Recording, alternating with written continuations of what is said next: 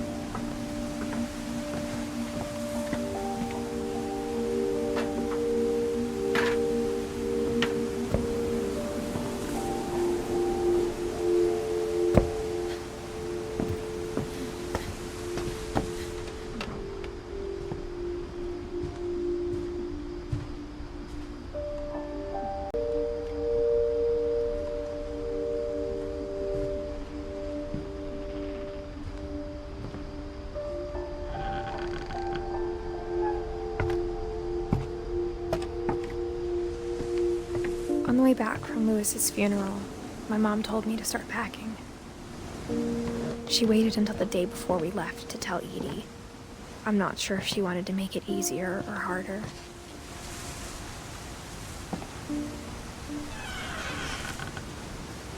I wish we'd stayed. But I understand why we left.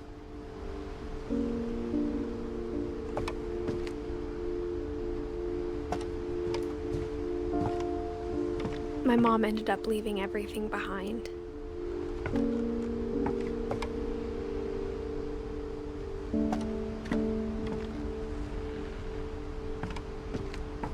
What happened that night had been coming for a long time. Maybe it should have come sooner.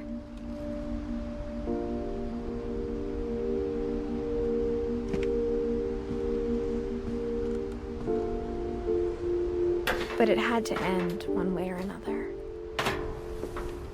All that's left now is to tell you about that last night.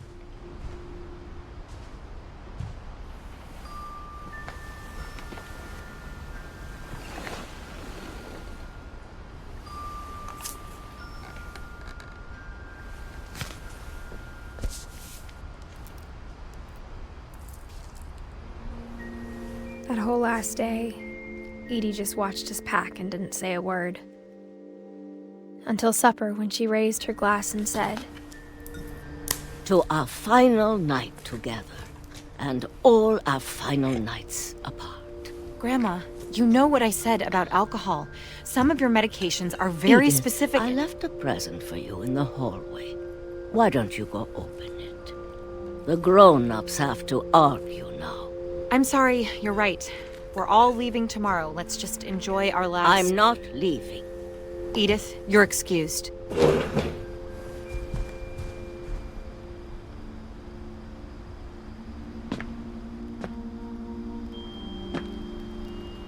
The power had been shut off that morning, but Edie always had plenty of candles. When my mom sealed the library, I don't think she knew about the other entrance. Or that Edie had a key to it.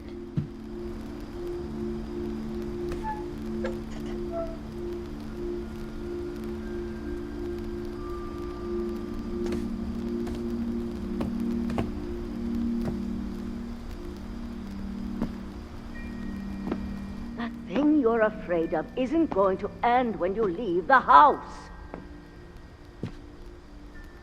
Edith has a right to know these stories. My children are dead because of your stories. I think it's best if Edith and I leave tonight. We'll have the nursing home send a van for you in the morning, okay?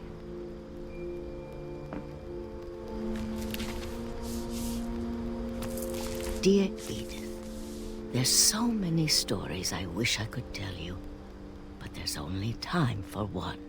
This is about what happened on the night you were born. That night, the tide went way, way out. It was the first and last time I ever saw the old house aground. There'd been an earthquake out in the middle of the ocean. They called it the lowest tide in 1,000 years. God, it smelled awful. You know, I've seen that house every day of my life.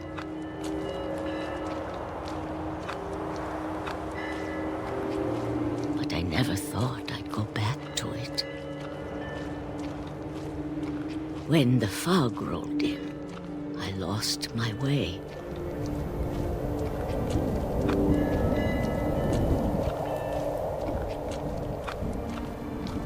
I got turned around.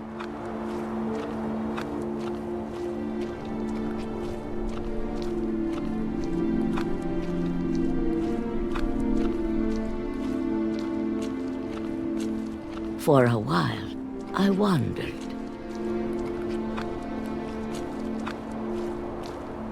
I started seeing things.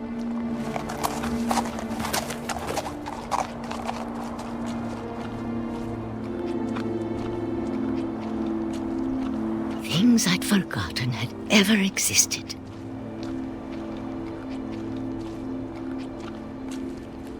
But when I saw them, they felt like old friends. That night, a lot of things came back to me.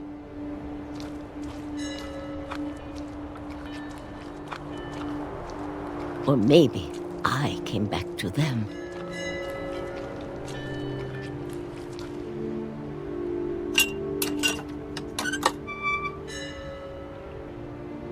Things I can't explain, but that I need you to try and... Edith, what are you doing in here?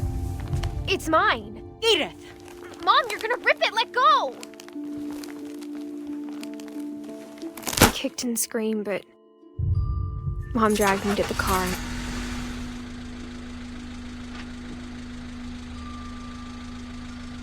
I never saw Great-Grandma Edie again.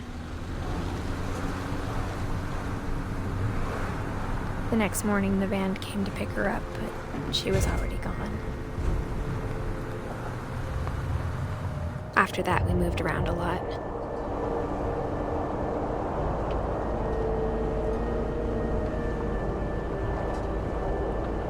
We both tried to make the best of it.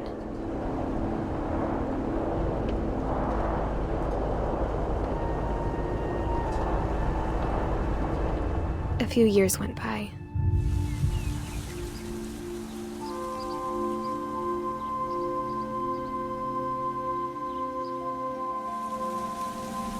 My mom didn't like to talk about it,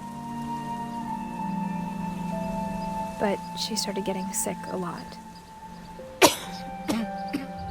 The rest happened pretty quickly. She got better for a while, and then she didn't. And then I was alone. The last Finch left alive.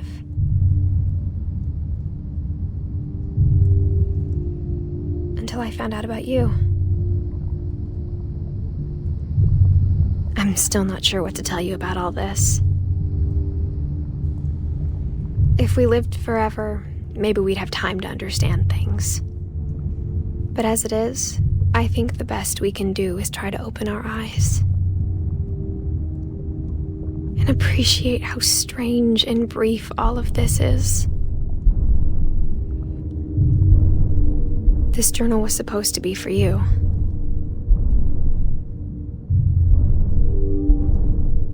But now I hope you'll never see it. I just want to meet you and tell you all these stories myself.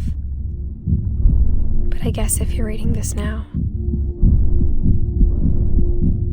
things didn't work out that way.